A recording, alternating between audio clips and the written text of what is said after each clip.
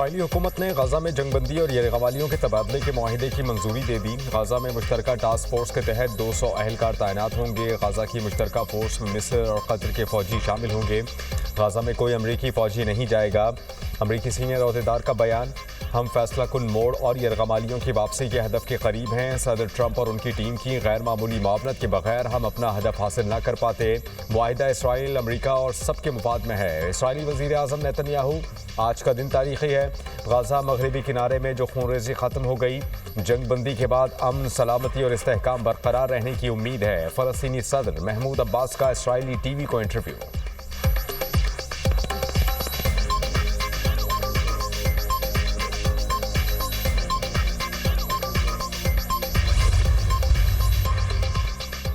Gaza से किसी को ज़बरदस्ती नहीं निकाला जाएगा। गाजा अमन मंसूबा सबकी हिमायत से तय पाया है।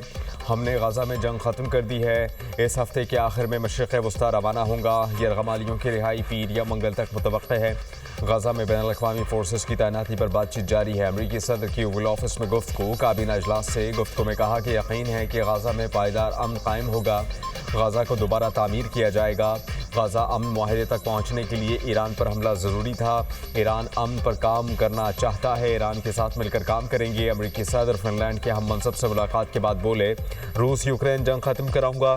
यूक्रेन में बहरान के खात्मे के लिए दबाव बढ़ाएंगे। मैंने 8 जंगें रुकवाईं, ऐसा पहले कभी नहीं हुआ था। जंगें रुकवा कर बहुत सी जानें बचाईं।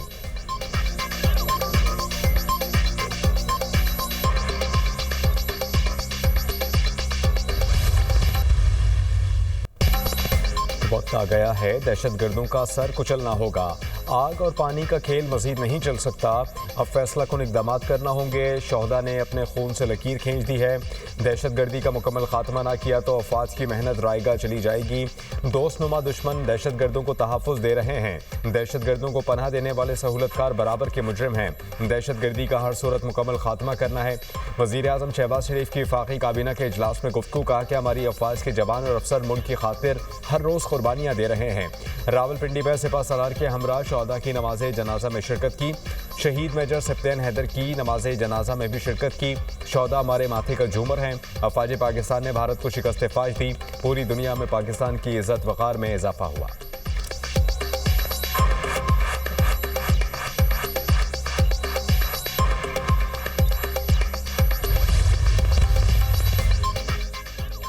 सिक्योरिटी फोर्सेस का फितनौल खारिज के दहशतगर्दों को भरपूर जवाब। खैबर पख्तूनख्वा के इलाके और अगज़ाई में हमले में मुलव्वस तमाम 30 खारजी अपने अंजाम को पहुंचा दिए। सिक्योरिटी ज़राए के मुताबिक lieutenant colonel Junaid Tariq, major Tayyab Rahat और 9 जवानों की शहादत में मुलव्वस दहशतगर्द हलाक कर दिए गए।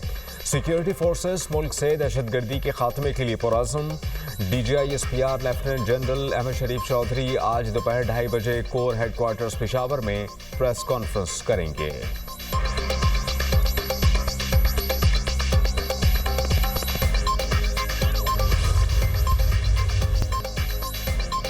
बानी PTI ने हज़ारों तालिबान को पाकिस्तान लाकर बसाया। आज भी PTI दहशतगर्दों से मुज़ाकरात की बात कर रही है। सालों से हमारी फ़ौज और अवाम का खून बहाया जा रहा है। अफ़गान हुकूमत के साथ सालों पर मुहित मुज़ाकरात हुए।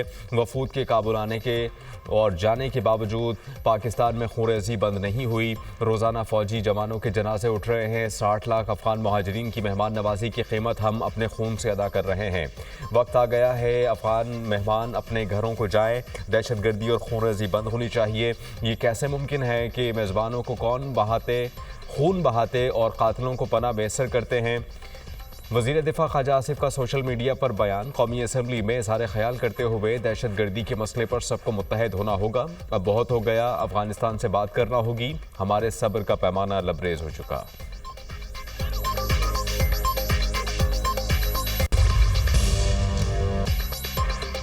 अली अमीन गंडापुर का इस्तीफ़ा मुअम्मा बन गया। गवर्नर और PTI के मुतज़ाद दावे। अली अमीन गंडापुर कहते हैं गवर्नर को इस्तीफा भेज दिया है, मजीद कार्रवाई करना गवर्नर हाउस का काम है। गवर्नर केपी फैसल करीम कुंडी कहते हैं कि वजीर आला खैबर पख्तूनख्वा का कोई इस्तीफा नहीं आया, जब इस्तीफा आएगा तो कानून के मुताबिक कार्रवाई करूंगा। चेयरमैन पीटीआई बैरिस्टर गौहर ने दुनिया न्यूज से खुसूसी गुफ्तगू में कहा, वजीर आला ने इस्तीफा दिया जो आइन के तहत गवर्नर को भिजवाया जाता है। जिस तरह असेंबली तहलील करने पर 48 घंटे के अंदर मंजूरी नहीं होती तो खुद ब खुद तहलील हो जाती है। वजीर आला या वजीर आजम के इस्तीफे के हवाले से ऐसा कुछ नहीं लिखा हुआ, मुझे हटाया नहीं जा रहा, जब हटाना हुआ तो बता दूंगा। बानी पीटीआई लीडर हैं, वो जिसको तब्दील करना चाहें उनकी सवाबदीद है।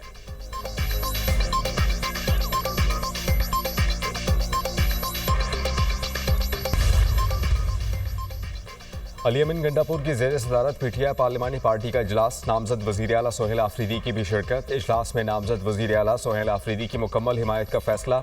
अली अमीन गंडापुर की नामजदगी वज़ीर आला को मुकम्मल ताउन फराहम करने की यकीन दहानी। कहा कि मुझे बानी पीटीआई ने वज़ीर आला बनाया, उन्होंने इस्तीफ़ा देने का कहा तो दे दिया, अब पार्टी की कोई पोजीशन लूँगा ना ही दोबारा वज़ारत आला। बानी को पैगाम भिजवा दिया है, दोबारा ओहदा कबूल नहीं करूँगा, मैंने इस्तीफ़ा दे दिया, जितनी मर्जी ताख़ीर कर लें। इस्तीफ़े की मंजूरी में ताख़ीर वक्त का ज़िया है, ड्रामेबाजी की जा रही है, वफाकी हुकूमत की साजिश कामयाब नहीं होने देंगे। किसी में जुर्रत नहीं पीटीआई के बानी के नामजद वज़ीर आला की हुकूमत गिरा सके। चैलेंज करता हूं कि सियासी तौर पर पीटीआई की हुकूमत गिरा कर दिखाएं।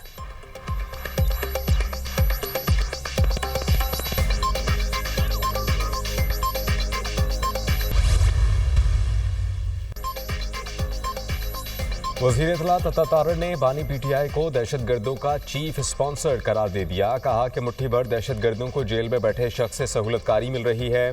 दहशतगर्दों को वापस लाकर मुल्क को बहुत नुकसान पहुंचाया गया। तहरीक इंसाफ का इंतशारी टोला दहशतगर्दों का सहूलतकार है। सोहेल आफरीदी को दहशतगर्दों की सपोर्ट के लिए लाया गया। पाकिस्तान तहरीक इंसाफ ने भगोड़े मुराद सईद के साथी को वजारत आला सौंपने का फैसला किया। रियासत दहशतगर्दों की सहूलतकारी की इजाज़त हरगिज़ नहीं देगी। पाकिस्तान की सिक्योरिटी पॉलिसी काबुल में नहीं, इस्लामाबाद में ही बनेगी।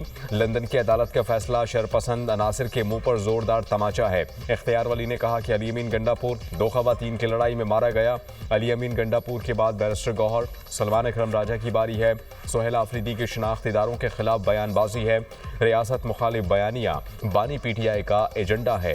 रियासत के खिलाफ साजिशी एजेंडा कभी कामयाब नहीं होगा।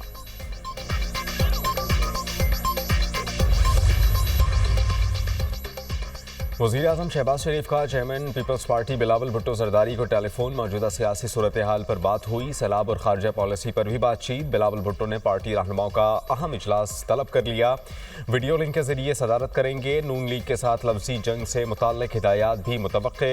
रहनुमाओं को नई पार्टी पॉलिसी और गाइडलाइन जारी करेंगे। चेयरमैन पीपल्स पार्टी की वतन वापसी तक रहनुमाओं को नर्म लहजा इख्तियार करने की हिदायत।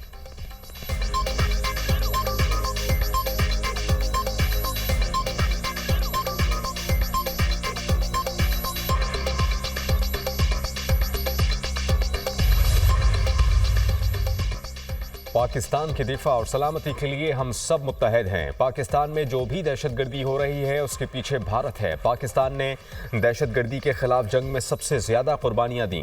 पीपल्स पार्टी रहनुमा राजा परवेज़ अशरफ का कौमी असम्बली में इजहार ख़याल। पीटीआई रहनुमा असद कैसर ने कहा कि हम शहदा को सलाम और खराज तहसीन पेश करते हैं। ये मुल्क हमारा है और फ़ौज भी हमारी है। हमें अपनी पॉलिसी पर नज़रसानी करनी चाहिए।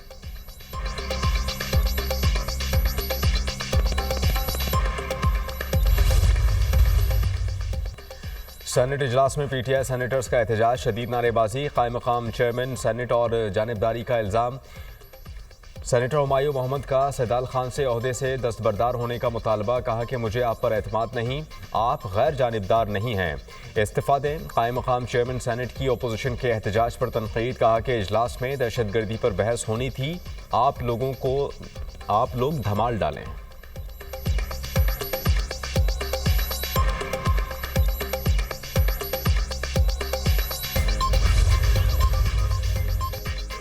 पीटीआई हिमायत याफ्ता तमाम अरकान आज़ाद तसव्वुर। सुप्रीम कोर्ट के फैसले के बाद इलेक्शन कमीशन ने सुन्नी इत्तेहाद काउंसिल के तमाम अरकान को आज़ाद करार दे दिया। कौमी और सूबाई असम्बलियों की नई पार्टी पोजीशन जारी। खैबर पख्तूनख्वा असम्बली में कल कुल अरकान की तादाद 145 है। 92 आज़ाद अरकान, JUI के 18 अरकान हैं, नून लीग के 17 और पीपल्स पार्टी के 10 अरकान हैं। ANP के 4 अरकान, PTI पार्लियामेंटेरियन के अरकान की तादाद 3 है। सुन्नी इत्तेहाद काउंसिल का एक रुकन सूबाई असम्बली।